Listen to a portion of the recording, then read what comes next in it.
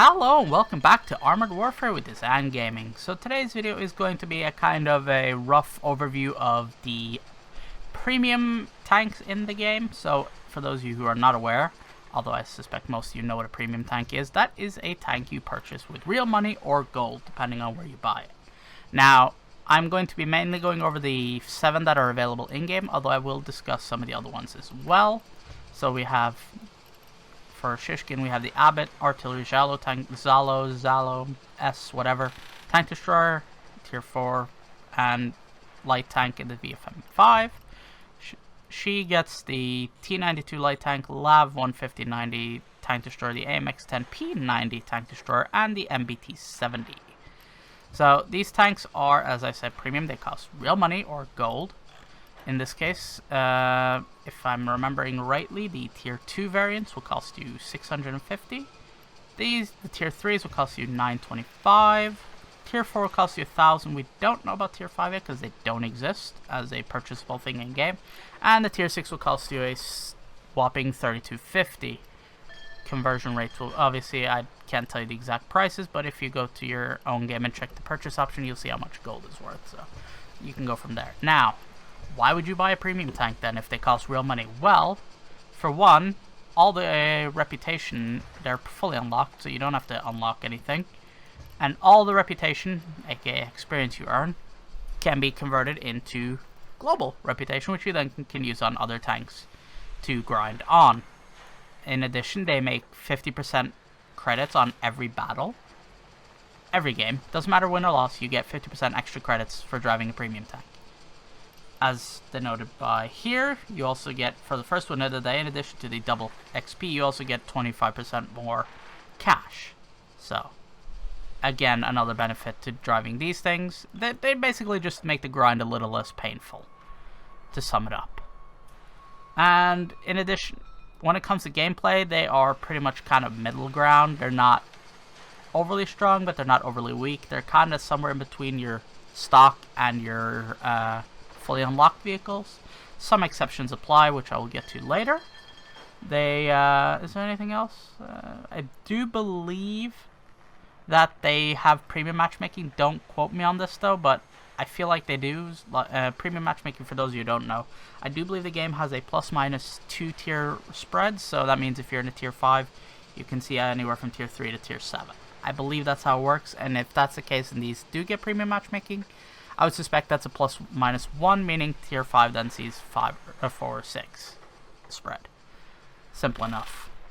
They do count towards dealer requirements, so for example, if you wanted to say, go Shishkin, you want this. You block X amount of damage with your Shishkin vehicles, that is possible. In hers, example, you want the American ones, you have to do 8,300 damage to vehicles less than 150 meters away. You can do that in the MBT-70, for example. And so on and so forth.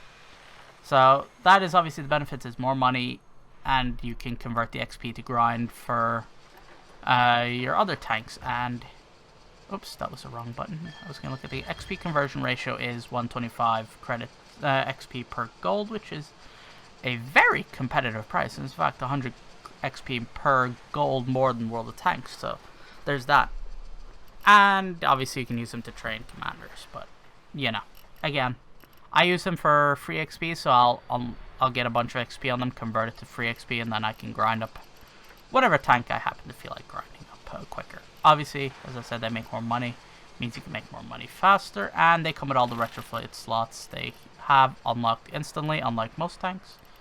So if you look at, for example, here, you can see that 2 of the retrofit slots are locked, whereas on a premium they start unlocked because you don't get to unlock anything. Obviously, now the exceptions I should go on to. You have the Terminator, for example, is an exception because you can't really get it. And it is really powerful for Tier 6, considering it's an armored fighting vehicle. Don't forget, if you saw my previous video, you saw the Ramka 99, which basically is the same tank, at Tier 8. So if you compare these, just to show how much of an exception this is to the rule. Yes, it's got less hit points, it's got slightly less armor, but it's a similar speed, same speed, similar kind of damage. on a tier 6 premium. This thing is a beast, especially at PvE. I love it. This thing is my main XP earner in PvE. Especially when they were running the 5-time event during Christmas period. That was great. But that's a different story. Then, in addition, you had... They sell various packs every now and then. You have your founder packs, which give you certain tanks. Some tanks they give away, like, I believe I got this one for being in the alpha. Or closed beta. I can't remember. One of those two. I got this because they just get... Everyone got this. It's kind of a fuck you to World of Tanks. They did give away a T-62 Vet, but I kind of sold it by accident because I didn't really use it anyway. And then they had the packs, which were the Mercenary Edition, which were basically these guys in a swanky black and gray camo. Then you have the Ice Edition, which was the most recent, which is a winter camo themed version of the Leopard 2 AV, T-72, M60A3, OF40, and an Object 430. Now, all of these, with the exception of the Object 430, are available in the tech tree. I'm sure you even recognize some of the names. For example, OF40, Leopard 2 AV, and etc., etc. The only difference between this and the 2AV is that this is basically fully unlocked from the get-go. So you have all 4 retrofits.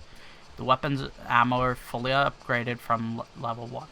So you don't have to grind anything. And obviously, same benefits, 50% credits, 25% first win. All XP goes to the pool here instead of, so you can convert it, etc., etc. And in these guys' case, they came with a fully leveled crew at level 5, so you could take your second skill right away. So, they're not really... I know a lot of people say they're pay to win. They're not. Because unlike the Leopard 2 AV, it doesn't lead to the Leopard 2, etc. It's a dead end. It's just the same as this. It's just that it's based off one of the tanks you can unlock. And, I mean, there will be discussions on pay to win as much as people can discuss it, but I like it. Now, are the premium tanks worth it? Yes and no. I feel they're worth it if you're going to play a lot of time, if you're going to spend a lot of time playing the game, then yes, they're worth it. Do I think that a new player should go out and rush and buy an MBT-70 right off the bat? Probably not the best idea. I'd say learn the game in the lower tiers and then go up. But if you are an experienced World of Tanks player, or you don't really give a shit, I know a lot of people who do this in World of Tanks too, they buy the tier A premiums, which is fine. Do what you want, your money, do what you want. Then MBT-70 is great. I don't know the VFM, although I've seen it seems pretty good. All of these are very solid, and maybe not the T-Lav 150, etc. I haven't actually tried it that much, but I can tell you right now, this thing, fucking amazing. I love it. And this is a very friendly tank to learn, so if you absolutely do insist that you are new to the game and you want a premium tank, get the MBT-70 if you have to get a high tier one. It's got great armor, it's got composite armor so you're not as weak to heat and stuff. It does good damage, has a good selection of ammo types. I mean, it doesn't carry as much, but the ammo types are pretty freaking solid, plus you get missiles, which is a bonus. And yeah, this is just an all-round tank, so are premiums worth it? In the end, if you're going to play for a significant period of time, then yes. If not, probably save your money. But again, in the end, the decision lies with you, dear viewer. So, what do you think? What do you feel on premium vehicles? Leave a comment down below. Anyway, thank you very much for watching. Please remember to like, favorite, and subscribe. You can follow me on Facebook and Twitter to get updates on what I try and update what I'm recording, but also when I'm streaming and such, which I do quite regularly, so check that out to see when and where I'm streaming. Links, of course, in the description, although, really, if you want to find me anywhere on Twitch, Twitter, Facebook, everywhere, just look for Dazan Gaming. And on to that, if you would like to, liked what you saw, would like to support the channel, do consider checking out my Patreon over at patreon.com/DazanGaming. Link, of course, in the description. And yeah, any support there is greatly appreciated. Anyway, thank you again very much for watching, and I will see y'all next time.